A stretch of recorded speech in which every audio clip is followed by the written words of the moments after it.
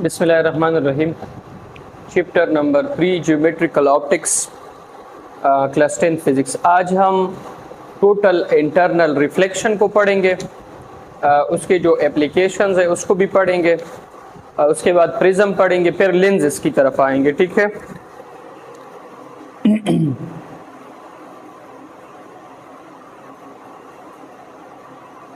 Total internal reflection.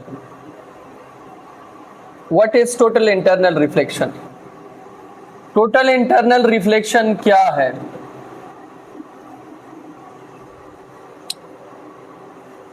इससे पहले हमने रिफ्लेक्शन भी पढ़ा है, रिफ्रैक्शन भी पढ़ा है। दोनों जो टॉपिक्स है ये इसका कॉम्बो आप कंसिडर कर ले। ठीक है, इधर देख लें सारे। ये जो मैं लाइन लगा रहा हूं इसके ऊपर एयर है और इसके नीचे वाटर है। क्या है? वाटर। इसके ऊपर एयर है, नीचे आपके पास क्या है? वाटर। मैं क्या कर रहा हूं कि ये फर्ज करे मेरी नॉर्मल लाइन है, this is a normal line. ठीक था। मेरे पास एक रे जो है, मीडियम मीडियम तो डेंसर है, ये इंसिडेंट रे है। This is a incident ray which come out from the source from the denser medium and enter into the rear medium. इस रे को इस डायरेक्शन में जाना है, लेकिन ये रे जो है ये बेंड हो गई अवे फ्रॉम द नॉर्मल। इससे पहले लेक्चर में हमने बात की थी कि जब भी एक लाइट रे जो है वो डेंसर से एंटर करती है रियर मीडियम में, it will bend away from the normal.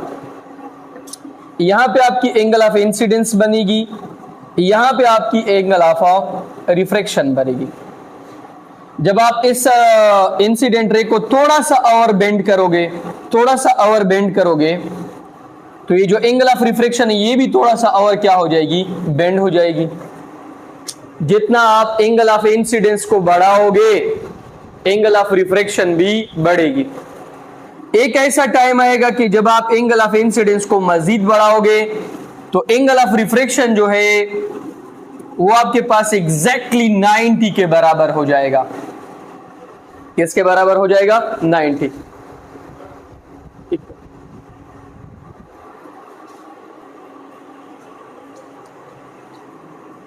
वो एंगल ऑफ इंसिडेंस जिसके लिए एंगल ऑफ रिफ्रैक्शन 90 के बराबर हो उसको हम क्रिटिकल एंगल कहते हैं। कौन सा एंगल? क्रिटिकल। इधर देख लें, इधर हम सारी चीजें लिखेंगे। देखिए, क्रिटिकल एंगल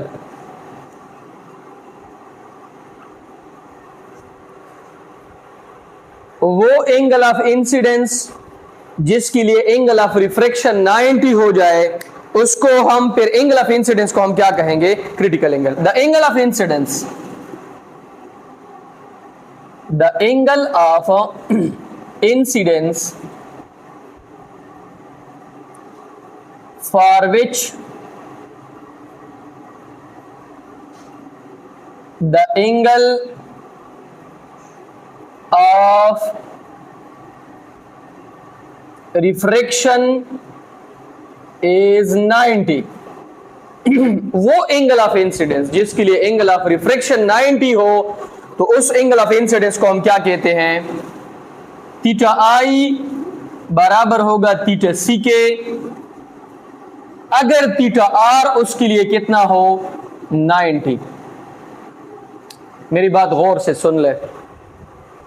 वो एंगल ऑफ इंसिडेंस जिसके लिए एंगल ऑफ रिफ्रैक्शन 90 हो उसको हम क्रिटिकल एंगल बोलेंगे। क्या बोलेंगे? Critical angle. और इसको हम रिप्रेजेंट करेंगे, रिप्रेजेंटेड बाय थीटा सी। ठीक है, थीटा सी से हम इसको रिप्रेजेंट करेंगे। अब आते हैं हमारे टॉपिक की तरफ।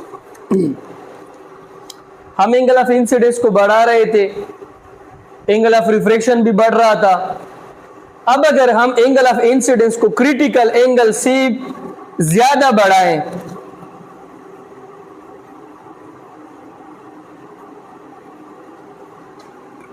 तो एंगल ऑफ, तो ये रे जो है ये रिफ्रैक्शन जो है वो नहीं करेगी, ये इसी सेम मीडियम में रिफ्लेक्ट हो जाएगी, जिसको हम क्या कहते हैं, total internal reflection. When the angle of incidence is greater than critical angle, when the angle of incidence for a light ray is greater than the critical angle, then the ray will not reflect, not refract, it will reflect back in the same medium. This phenomenon is called a total internal reflection. When an incident ray, when an incident angle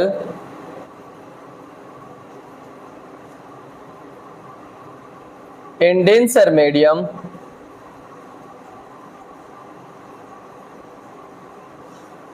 become greater than critical angle, when an incident angle in denser medium become greater than critical angle, then ray of light bend in the same medium, bend in the same medium का मतलब है reflect back in the same medium. This phenomena is called total internal reflection. ये denser medium है, ये rare medium है। मैंने एक torch यहां पे लगाई है, एक लाइट सोर्स है, जैसे मैं इसको ऑन कर लेता हूं यहां पे रे जाती है, होना जो ये चाहिए कि स्ट्रेट चली जाए, थोड़ी सी बेंड हो जाती है, मैं थोड़ा सा उसको और एंगल ऑफ इंसिडेंस को बढ़ा देता हूं, एंगल ऑफ रिफ्लेक्शन बढ़ जाती है। एक ऐसा टाइम आता है कि ये जो इंसिडेंट एंगल है इसके लिए रिफ्रेक्टेड रे नॉर्मल के बराबर होती है, उसको हम क्या बोलते हैं, क्रिटिकल एंगल। अगर मैं इस एंगल ऑफ इंसिडेंस को मजीद बढ़ाऊं तो ये रे जो है ये उस एयर में नहीं जाएगी बल्कि इसी मीडियम में दोबारा वापस रिफ्लेक्ट करेगी। इस फिनोमेना को हम क्या कहते हैं, टोटल इंटरनल रिफ्लेक्शन। दो कंडीशन इसके लिए बहुत जरूरी है। Conditions for TIR, total internal reflection. Total internal reflection के लिए दो कंडीशंस जो है जो जरूरी है वो क्या है। First condition, ray must go from denser into rarer medium. Ray जो है वो डेंसर से कहां पे जाएगी, रेयर मीडियम में जाएगी। Second, angle of incidence must be greater than critical angle. Angle of incidence जो है वो क्रिटिकल एंगल से ग्रेटर होगी, तब जाकर आपके पास टोटल इंटरनल रिफ्लेक्शन का फिनोमेना होगा। मेरी बात समझ में आ रही है? अच्छा, अब इसके बाद आपके पास है relationship between critical angle and refractive index.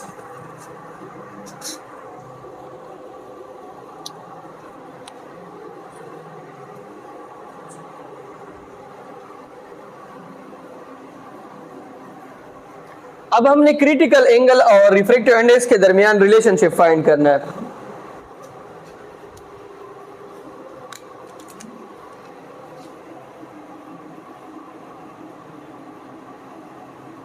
relationship between critical angle and refractive index.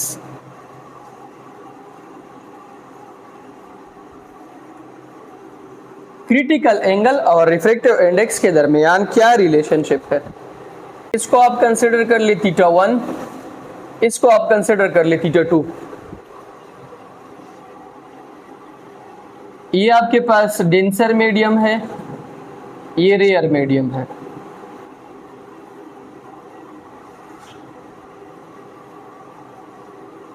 इधर देख ले, वो एंगल ऑफ इंसिडेंस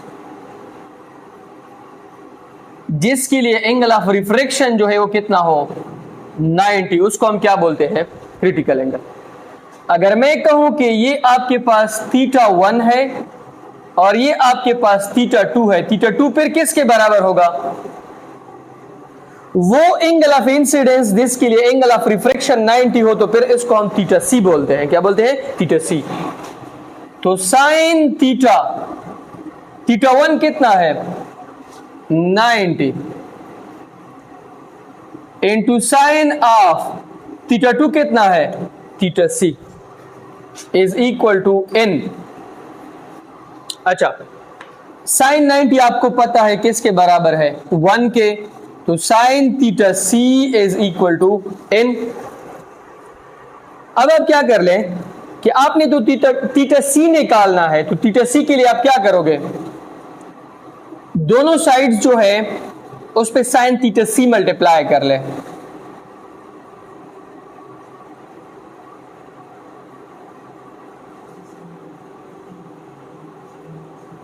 ये और ये आपस में कैंसिल, आपके पास आ जाएगा 1 इज इक्वल टू n ज़रबे साइन ऑफ θc। दोनों साइड को n पे डिवाइड कर ले, n और n आपके पास cancel. Sine θc is equal to 1 divided by n। आपने तो θc निकालना है, साइन इनवर्स ले ले। Sine inverse dot sine θc is equal to sine inverse into 1 divided by n। तो इसका मतलब यह है कि θc is equal to sine inverse into 1 divided by n। This is the formula which gives us the relationship between critical angle and refractive index। ये वो formula है जो हमें क्रिटिकल एंगल और रिफ्रैक्टिव इंडेक्स के दरमियान रिलेशनशिप देता है।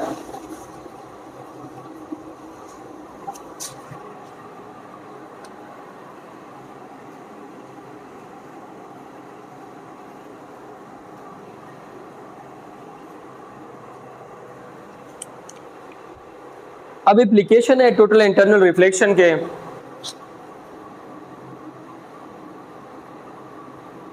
Applications of TIR total internal reflection, इसके मुख्तलिफ एप्लीकेशंस है। इसमें जो पहला एप्लीकेशन है दिस इज पेरिस्कोप। पेरिस्कोप में इस्तेमाल होता है, ये ऑप्टिकल फाइबर में इस्तेमाल होता है।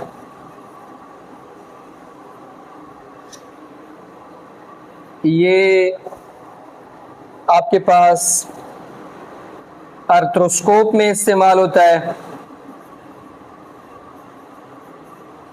ठीक है, बाकी तो इनके फिर एप्लीकेशंस हो गए सारे। ये मैरिज की फिनोमेना जो है उसमें भी इस्तेमाल होता है, एंडोस्कोप में।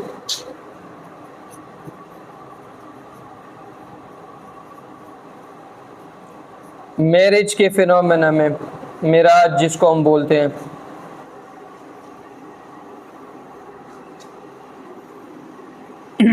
अब इधर देख ले, पहली चीज आपके पास है periscope.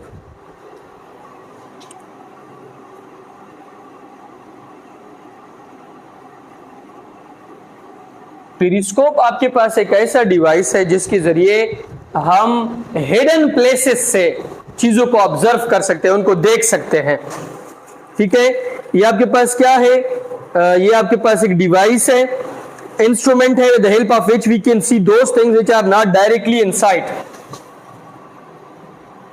Device with the help of which we can see those things which are not directly in sight। जो डायरेक्टली इन साइट नहीं है, डायरेक्टली हमें दिखाई नहीं देते हैं।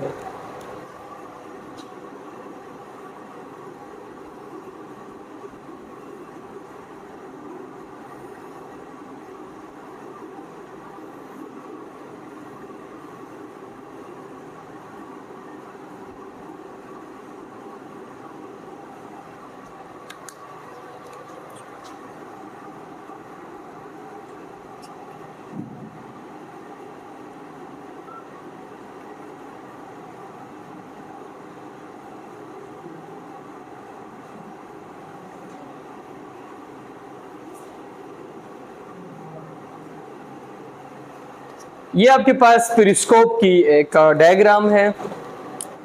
फॉर एग्जांपल आप यहाँ पे हैं, यहाँ पे एक दीवार है, आपने इसको ऊपर इंस्टॉल किया है। एक इसका एंड यहाँ पर है और एक इसका एंड यहाँ पर है। यहाँ पे कोई एक्टिविटी हो रही है, वहाँ से आपके पास लाइट आएगी इंफॉर्मेशन लेके, ठीक है, इसके साथ टकराएगी, इसके पास आएगी। यहाँ पे आप प्रिज्म का भी इस्तेमाल कर सकते हैं, मिरर्स का भी इस्तेमाल कर सकते हैं।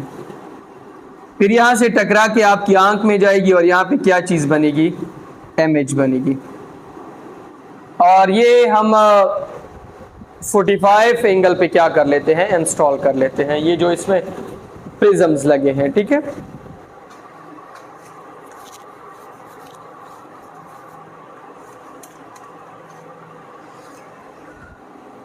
एक सिंपल इंस्ट्रूमेंट है जिसके जरिए हम हिडन प्लेसेस से क्या कर सकते हैं, चीजों को देख सकते हैं।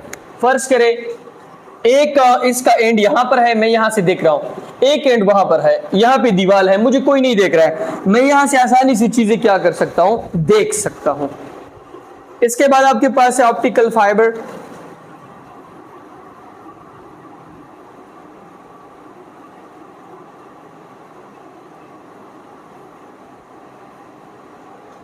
ऑप्टिकल फाइबर आपके पास एक वायर है जो टोटल इंटरनल रिफ्लेक्शन के फिनोमेना के ऊपर काम करता है। इसके 3 पार्ट्स हैं और ये कम्युनिकेशन पर्पस के लिए इस्तेमाल होता है। ये सिंपल आपके पास क्या है, एक वायर है, इसका काम क्या है, कम्युनिकेशन के लिए इस्तेमाल होता है। इंटरनेट में कम्युनिकेशन पर्पस के लिए हम इसको यूज करते हैं। और ये किस प्रिंसिपल के ऊपर काम करता है, इसका प्रिंसिपल है टोटल इंटरनल रिफ्लेक्शन। इसका जो मेन प्रिंसिपल है, working principle, this is total internal reflection. अच्छा, अब इसमें कितने पार्ट्स होते हैं, 3 हिस्से होते हैं इसके 3 हिस्से होते हैं।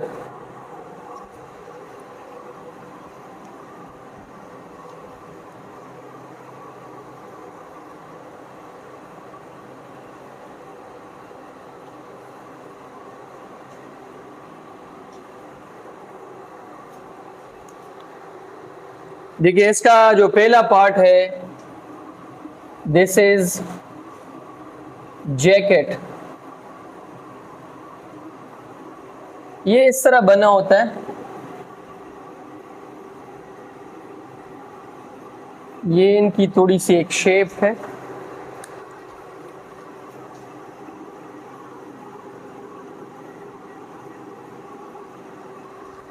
इसका ये जो बाहर वाला हिस्सा है इसको हम क्या बोलते हैं, जैकेट। जैकेट किसके लिए होती है, प्रोटेक्शन के लिए। किससे, एनवायरनमेंट से। जैकेट जो है वो उसको एनवायरनमेंट से क्या देता है, प्रोटेक्शन देता है। जैकेट के बाद सेकेंड नंबर पे आपके पास होती है क्लैडिंग, और जो लास्ट नंबर पे है वो आपके पास क्या है, कोर है। क्या है, कोर। अब क्लैडिंग जो है वो आपके पास मिडिल पार्ट है।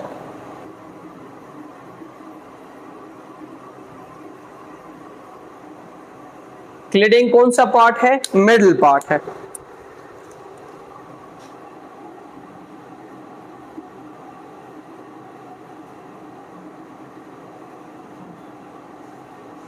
ठीक है, ये जो बीच वाला पार्ट है it is in between jacket and core. और कोई अगर एक ऑप्टिकल फाइबर है, उसका बाहर वाला जो चमड़ा है वो कहीं पर डैमेज हो गया है, तो लाइट अगर एंटर भी कर ले तो क्लैडिंग का काम ये है कि इसको ये अंदर कोर में घुसने नहीं देती है। ठीक है, लास्ट जो आपके पास पार्ट है दिस इज कोर।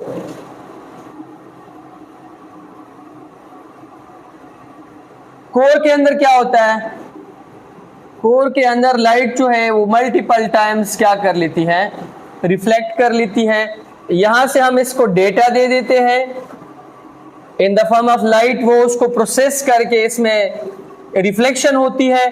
फिर यहाँ पे हमने क्या लगाए होते हैं, डिटेक्टर्स लगाए होते हैं, जिसके जरिए हम उस डेटा को फिर लाइट से अदर फॉर्म में क्या कर लेते हैं, कन्वर्ट कर लेते हैं।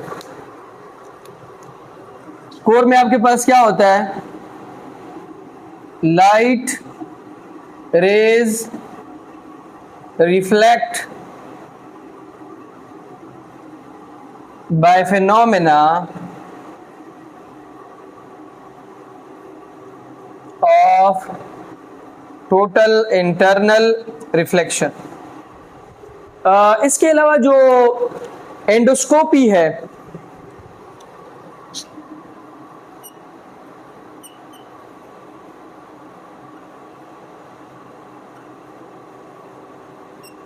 एंडोस्कोपी में क्या होता है, इसमें भी ऑप्टिकल फाइबर लगे होते हैं। एक आपके पास बारीक सा वायर होता है, उसमें आपके पास क्या लगा होता है, कैमरा, और उसमें क्या लगा होता है, लाइट। और हमारा काम क्या है, टू स्टडी इंटरनल ऑर्गन। इसके जरिए हम इंटरनल ऑर्गन को क्या करते हैं, स्टडी करते हैं। आर्थ्रोस्कोप जो है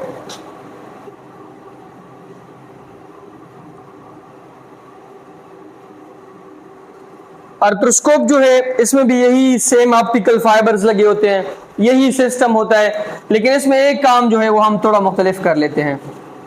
हमारी जो एल्बोज है, जो हमारी नी है, ठीक है, ये जो है, ये जो शोल्डर्स में ये जो जॉइंट्स लगे हैं, जॉइंट बाल जो है, अगर इसके अंदर कोई डैमेजेस आ जाए, वो हमें दिखाई ना दे, तो हम क्या करते हैं कि एक स्मॉल सा होल कर लेते हैं, फिर इस पे ये इंसर्ट कर लेते हैं, ये जो कैमरा और सेटअप है, ये जो वायर है, फिर हम वहां पे अंदर देखते हैं कि कहीं पर कोई डैमेजेस तो नहीं हुई है, डायग्नोजिंग करते हैं। क्या करते हैं, डायग्नोजिंग। इसके अलावा हम ब्रिजेस जो है, जो बड़े बड़े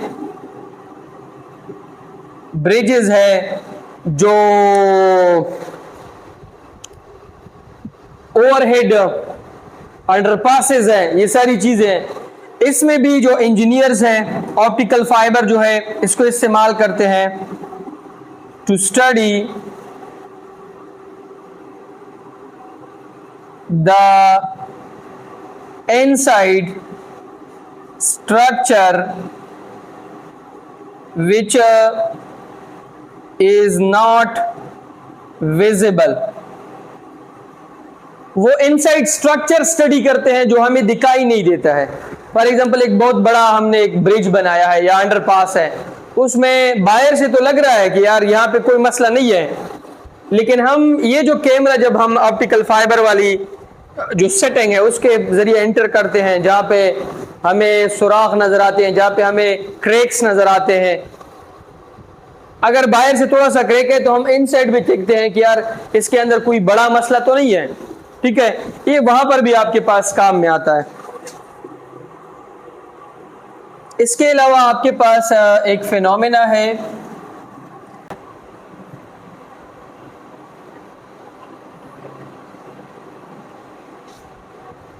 प्रिज्म आपके पास क्या है, ये आपके पास एक सिंपल आप डिवाइस कंसिडर कर ले, एक डिवाइस है, एक ग्लास स्लेब कंसिडर कर ले, एक ट्रांसपेरेंट बॉडी कंसिडर कर ले।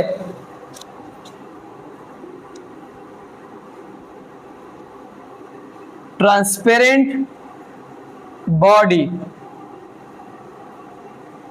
ये एक ट्रांसपेरेंट बॉडी है और इसमें 2 रेक्टेंगुलर साइड्स हैं और 3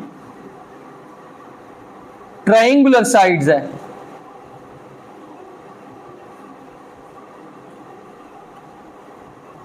प्रिज्म जो है उसमें 2 इस तरह की साइड्स होते हैं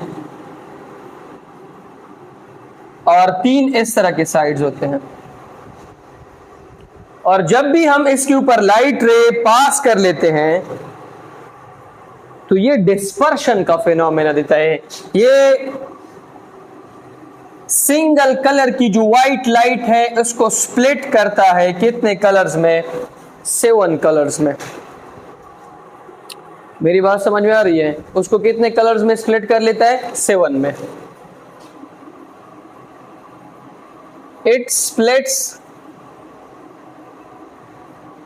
single colour light into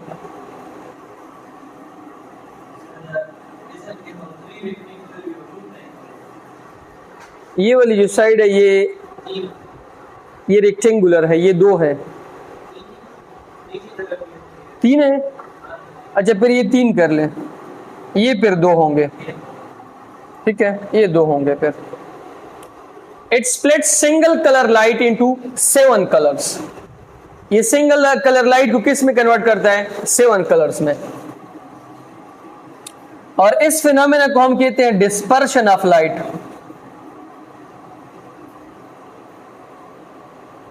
dispersion of light वो फिनोमेना जिसमें एक सिंगल कलर लाइट स्प्लिट हो जाता है 7 कलर्स में, उसको हम क्या कहते हैं, डिस्पर्शन ऑफ लाइट।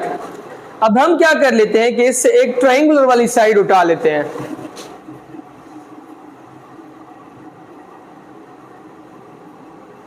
ये एक ट्रायंगुलर साइड हमने इससे उठाई है।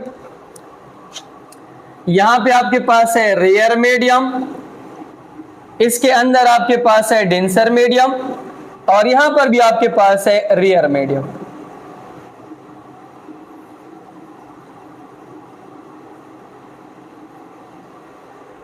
ये आपके पास बाहर वाली जो साइड है रेयर मीडियम, इनसे लाइट क्या करती है, एंटर करती है किस में, प्रिज्म में।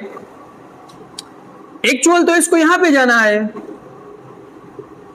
एक्चुअल तो ये पाथ फॉलो करनी है, लेकिन जैसी ये प्रिज्म में एंटर होती है तो प्रिज्म चूंकि डेंसर मीडियम है, ये लाइट रे को बेंड करता है। अगर हम यहां पे नॉर्मल लगाएं, this is angle of incidence, और ये आपके पास क्या होगी, एंगल ऑफ रिफ्रैक्शन। रे जो है ये बेंड करेगी टुवर्ड्स नॉर्मल, ये angle of incidence, this is angle of refraction. लेकिन जब यहां से ये रे आउट होगी तो ये पाथ उसको फॉलो करना चाहिए, वो ये पाथ फॉलो नहीं करती हैं, बल्कि रे दोबारा बेंड हो जाती हैं, क्योंकि उनका स्पीड क्या हो जाता है, इंक्रीज हो जाता है। ये उनके लिए एंगल ऑफ इंसिडेंस होगी, ये उनके लिए एंगल ऑफ रिफ्रैक्शन होगी। अब अगर मैं यहाँ पे नॉर्मल ड्रा करूं, angle of incidence, angle of refraction, इसमें एंगल ऑफ रिफ्रैक्शन बड़ी है, एंगल ऑफ इंसिडेंस कम है, इसमें एंगल ऑफ इंसिडेंस ज्यादा है, एंगल ऑफ रिफ्रैक्शन क्या है, कम है। और अगर मैं इस रे को ट्रेस बैक करूं, रिफ्रैक्टेड रे को, ये रिफ्रैक्टेड रे, तो यहां पे एक एंगल बनेगी, इसको हम कहते हैं एंगल ऑफ डिविएशन। ये वो एंगल है जो हमें ये बताएगी कि प्रिज्म जो है उसमें जो ओरिजिनल लाइट आई थी वो कितने एंगल पर क्या हो गई है, डिविएट हो गई है। और ये ऊपर जो यहाँ पे एंगल बनेगी इसको हम ए से रिप्रेजेंट करते हैं, इसको हम कहते हैं एंगल ऑफ प्रिज्म। और नीचे ये क्या है, बेस ऑफ प्रिज्म। ये प्रिज्म का बेस है, क्या है, प्रिज्म का बेस। ठीक है,